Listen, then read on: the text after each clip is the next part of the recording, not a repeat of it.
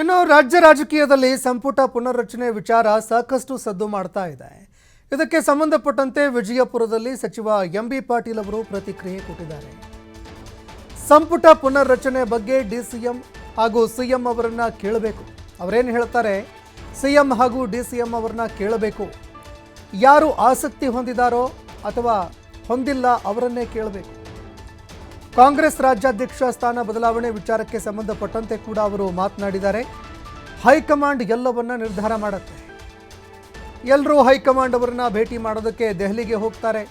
ಹೇಳೋದು ಕೇಳೋದು ಇದೆಲ್ಲವೂ ಕೂಡ ಅಭಿಪ್ರಾಯ ಸಲಹೆಗಳನ್ನು ಪಡೆಯೋದು ಎಲ್ಲ ಇರುತ್ತೆ. ಹೀಗಾಗಿ ಹೈಕಮಾಂಡ್ ನಾಯಕರನ್ನ ಭೇಟಿ ಮಾಡ್ತಾರೆ ಅಂತ ಎಂಬಿ ಪಾಟೀಲ್ ಅವರು ಮಾತನಾಡಿದ್ದಾರೆ. ಸಚಿವ ಸಂಪುಟ ಪುನರ್ರಚನೆಗೆ ನೀವು ಅದನ್ನು DCM ಅವ್ರಿಗೂ ಕೇಳಬೇಕು, CM ಅವ್ರಿಗೆ ಕೇಳಬೇಕು. ಯಾರು ಆಸಕ್ತಿ ಹೊಂದಿದ್ದಾರೆ, ಯಾರು ಆಸಕ್ತಿ ಹೊಂದಿಲ್ಲ ಅಂಥೇಳಿ ಅವ್ರಿಗೆ ಕೇಳಿದ್ರೆ ಸೂಕ್ತ. ಇದೆಲ್ಲವೂ ಪಕ್ಷದ ಹೈಕಮಾಂಡ್ ಬಿಟ್ಟಿದ್ದು. ಇದನ್ನು ನೀವು ಮಾತಾಡೋದಕ್ಕೆ ಅರ್ಥ ಇಲ್ಲ. ಎಲ್ಲರೂ ಹೋಗ್ತಾರೆ, ಜಾರಕಿಹೊಳಿ ಹೋಗ್ತಾರೆ, ಪರಮೇಶ್ವರ್ ಹೋಗ್ತಾರೆ, ಎಲ್ಲರೂ ಹೋಗ್ತಾರೆ. ದಿಲ್ಲಿಗೆ DK ಶಿವಕುಮಾರ್ ಹೋಗ್ತಾರೆ, ಮುಖ್ಯಮಂತ್ರಿ ಹೋಗ್ತಾರೆ, ನಾನು ಹೋಗ್ತಾ ಇದ್ದೀನಿ ನಾಡುದು. ಅದಕ್ಕೇನು ಸಂಬಂಧ ಇದೆ? ಪಕ್ಷದ ವರಿಷ್ಠರನ್ನು ಭೇಟಿ ಆಗ್ತೀವಿ, ಮಾತುಕತೆ ಮಾಡ್ತೀವಿ, ಅನೇಕ ವಿಚಾರಗಳನ್ನು ಪ್ರಸ್ತಾಪ ಮಾಡ್ತೀವಿ. ಹೇಳುವಂಥದ್ದು ಇರ್ತದೆ, ಕೇಳುವಂಥದ್ದು ಇರ್ತದೆ, ಮಾರ್ಗದರ್ಶನ ಪಡ್ಕೊಳ್ಳುವಂಥದ್ದು ಇರ್ತದೆ.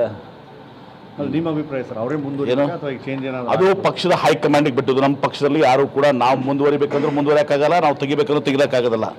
ಅದು ಪಕ್ಷದ ಹೈಕಮಾಂಡ್ ನಿರ್ಧಾರ ಮಾಡ್ತದೆ ಯಾವುದೇ ವಿಚಾರದಲ್ಲಿ. ಸಚಿವ ಸಂಪುಟ ಪುನರ್ರಚನೆಗೆ ನೀವು ಅದನ್ನು DCM ಅವ್ರಿಗೂ ಕೇಳಬೇಕು, CM ಅವ್ರಿಗೆ ಕೇಳಬೇಕು.